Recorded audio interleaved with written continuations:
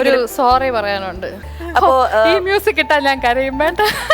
ഒരു പ്രഗ്നൻസി കഴിയുമ്പോൾ എല്ലാവർക്കും അറിയാലോ, ഒരു പോസ്റ്റ്മോർട്ടം ഡിപ്രഷൻ, മൂഡ് സ്വിങ്സും അങ്ങനെയൊക്കെ വരുമല്ലോ. പക്ഷെ എൻ്റെ ആ സൈഡ് ഓഫ് ദ ഫേസ് വേറെ ആരും കണ്ടിട്ടില്ല, ഇൻക്ലൂഡിങ് ബാക്കി ഹസ്ബൻഡിൻ്റെ വീട്ടുകാരാണെങ്കിലും സുദർശന പോലും കണ്ടിട്ടില്ല. എനിക്ക് തോന്നുന്നു എൻ്റെ ഏറ്റവും ക്രാങ്കിയസ്റ്റ് ആൻഡ് ഒരു ബാഡ് വേർഷൻ കണ്ടിട്ടുള്ള എൻ്റെ അമ്മ മാത്രമാണ്. അപ്പോൾ എനിക്ക് തോന്നുന്നു അത് എന്ത് കാണിച്ചാലും നമ്മൾ കളയില്ലാത്ത ഒരേ ഒരാൾ നമ്മളെ അമ്മയായിരിക്കുമല്ലോ. അതെ അതെ, ഇത് ശല്യമാണെന്ന് വിചാരിക്കാത്ത ഒരേ ഒരാൾ അമ്മയായിരിക്കും. അപ്പോൾ ഞാൻ കുറെ കൂടുതൽ ഭയങ്കര മൂഡ് സ്വിങ്സും ക്രാങ്കി ആയിട്ട് അമ്മയടുത്ത് ഞാൻ കുറച്ച് സ്നാപ്പി ആയിട്ടുണ്ട്, കുറച്ചധികം ഹാർഷായിട്ടൊക്കെ സംസാരിച്ചിട്ടുണ്ട്. പക്ഷെ അമ്മ ഓരോ തവണയും മറ്റേ ഭയങ്കര ലവിങ് ആയിട്ട് ചേർത്ത് പിടിച്ച് നിർത്തി എന്നെ കളഞ്ഞില്ല.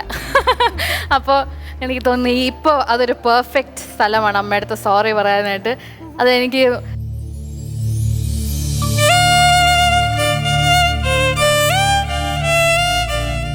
പെർപ്പസ്ലി ചെയ്ത എല്ലാ മൂഡ് സ്വിങ്സ് കൊണ്ട് പല പല കാരണങ്ങൾ കൊണ്ട് അറിയാതെ ദേഷ്യപ്പെട്ടു പോയതാണ്. അല്ലാതെ അമ്മയ്ക്ക് എന്താ തോന്നിയെന്ന് വെച്ചാൽ അമ്മ ചെയ്യുന്ന എന്തൊക്കെയോ കാര്യങ്ങൾ തെറ്റാണെന്ന് അമ്മ വിചാരിച്ചു. പക്ഷെ അതല്ലായിരുന്നു ശരിക്കും. ഞാൻ ഇടയ്ക്ക് മെസ്സേജ് അയച്ചിട്ടുണ്ടായിരുന്നു, പക്ഷെ ഇങ്ങനെ തുറന്നു പറഞ്ഞിട്ടില്ലായിരുന്നു. അപ്പൊ ഇത് ഇപ്പൊ പറഞ്ഞു.